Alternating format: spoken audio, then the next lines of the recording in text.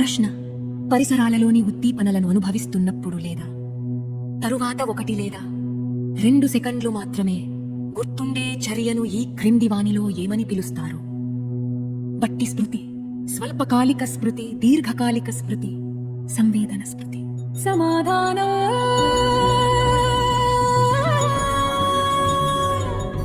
Samvedana Smriti.